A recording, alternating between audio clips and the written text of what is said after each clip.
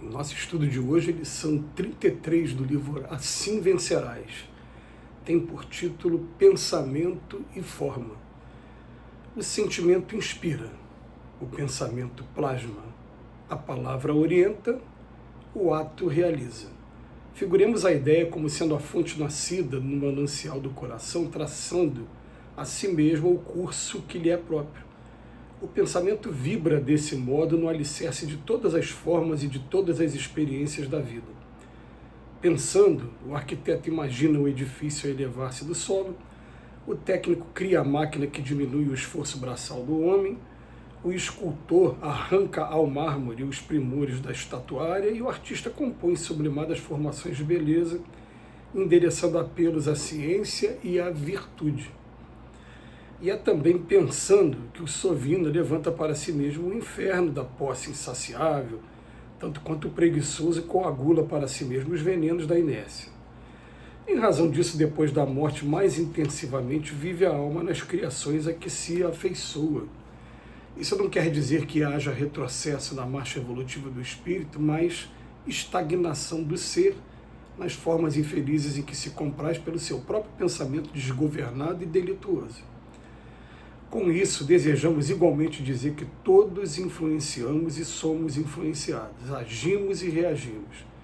E se os missionários do bem recebem dos planos superiores a força que lhes enriquece as ações para as vitórias da luz, os empreiteiros do mal recolhem dos planos inferiores as sugestões que lhes infelicitam a senda, inclinando-nos aos revaladouros da treva. Refletamos no magnetismo desvairado das inteligências que se transviam nas sombras e compreenderemos a loucura temporária que ele pode trazer às almas que o provocam. Viverá o homem onde situe o coração, diz-nos o Evangelho, e podemos acrescentar, sem trair o ensinamento do Senhor, que onde colocarmos o pensamento, força viva do nosso coração, aí se manifestará como é justo a forma de nossa vida. A gente, como estudante da doutrina espírita, a cada dia que passa a gente começa a entender mais e mais a força que tem o pensamento e a importância que tem o pensamento. Em primeiro lugar, Livro dos Espíritos, Lei de Liberdade. Qual é o único lugar em que você tem liberdade total? No seu pensamento. Podem prender o seu corpo, podem fazer o que quiser com você, mas o pensamento é seu. Então, baseado nisso, o que alguns profissionais mais modernos concluíram? Que se a gente conquistar a pessoa através do pensamento dela, a gente conquistou o coração e conquistou até o espírito mesmo. E por isso se iniciou toda uma indústria para construir vídeos que sejam vídeos convincentes, vídeos produtores de construção do pensamento. Daí o perigo até das fake news aí, que está sempre muito evidenciado. Mas o que acontece? Tudo aqui que a gente vive na vida material começa aqui no pensamento, para daqui a pouco se exteriorizar através de palavras e depois se especializar através de atos. Então, vai se externar, começa no pensamento, vira palavra, vira ato. A gente tem até um outro capítulo do Evangelho segundo o Espiritismo, Bem-aventurados que têm puro coração, quando fala pecado por pensamento.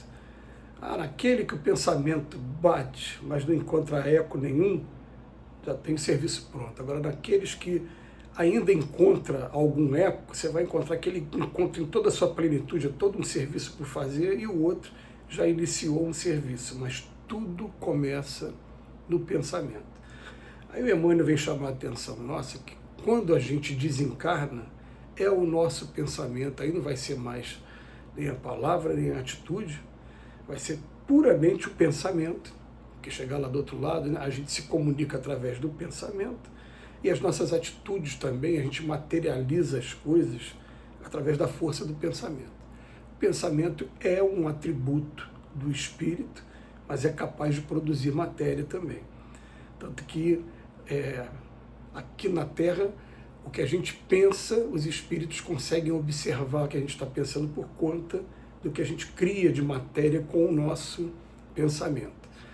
Então a gente vai percebendo assim, o pensamento, ele, além de tudo, ele é a principal forma de comunicação entre os espíritos. Então, uma vez em nossa casa espírita, quando eu estava estudando o passe, o mentor da casa deixou uma mensagem para a gente assim: não se preocupem com os pensamentos que chegam até vocês quando vocês estiverem no trabalho espírita, estiverem no meio do passe de salão, por exemplo, até mesmo do passe de cura, ou como alguns preferem, passe de saúde. Por quê? Porque naquele momento vocês estão recebendo os pensamentos ou dos encarnados que estão tomando passe ou dos espíritos que estão com esses encarnados. Então, é muito comum o médium reclamar que, por exemplo, naquele momento do passe vem um pensamento de agressividade, às vezes até contra a pessoa que está levando o passe, ou então, às vezes, um pensamento sensual, e a pessoa, meu Deus, como é que eu tenho capacidade, eu sou tão pequena, nesse momento me vem na cabeça isso, está vindo na cabeça que não está sendo de você. Agora, aquele pensamento que encontrou eco, que você de alguma maneira simpatizou com ele e trouxe ele para... Aí esse você precisa se preocupar, sim. Esse chama a atenção, sim. Então, aquela mensagem para a gente foi profunda, porque a gente começou a analisar sempre com muito carinho, com muito cuidado o que acontece com a gente durante o trabalho mediúnico, e principalmente a gente começou a compreender que naquele momento a gente precisa sim ter uma concentração maior, para poder manter uma sintonia maior até com os dirigentes do trabalho. Principalmente os trabalhos, por exemplo, quando a gente vai para a rua para entregar comida.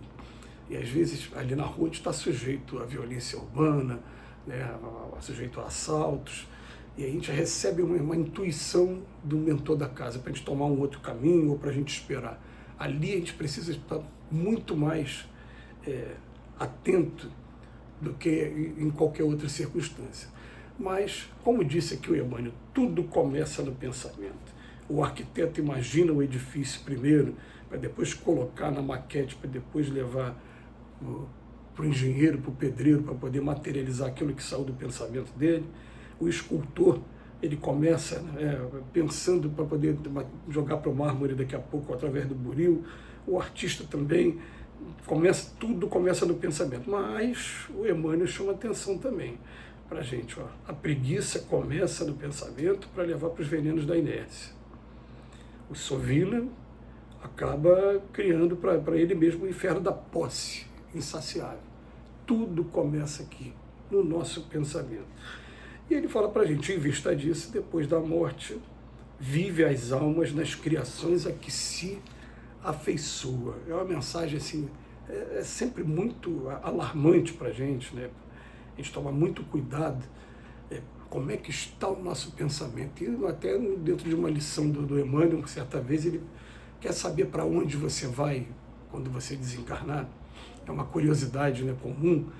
Aonde está o seu pensamento quando você está liberado, naqueles momentos em que você está liberado de todas as suas responsabilidades. Eu já não tenho mais que pensar no trabalho, aí o que eu vou pensar? Tem gente que vai falar, eu vou dar uma descansada. Outros, eu quero visitar a família. Outros, é só farra o tempo todo, só pensa em farra o tempo todo. A gente percebe claramente que se desencarnasse agora, não tivesse mais essa obrigação, ia ficar só procurando os ambientes de bebida alcoólica, enfim, a pessoa só pensa, o sextou. É aí que você vai estar quando você desencarnar, onde está o seu pensamento. Então, o Emmanuel vem falar para a gente, desejamos igualmente dizer que todos somos influenciadores e somos influenciados. Tá? A gente tem que tomar muito cuidado como é que a gente está também influenciando as pessoas, que é uma frase do Dr. Erma que é sempre marcante para nós. Somos responsáveis pelo pensamento que a gente inspira nos outros, pela maneira como a gente está influenciando os outros também. Está querendo dizer o seguinte, a lei de causa e efeito vai nos cobrar também por esses pensamentos. E por fim o Emmanuel termina dizendo para viverá o homem onde situe o coração. E o Emmanuel fala, podemos acrescentar, sem trair o ensinamento do Senhor, que onde colocarmos o nosso pensamento, aí se manifestará como é justo a forma da nossa vida. Que Jesus nos abençoe hoje e sempre.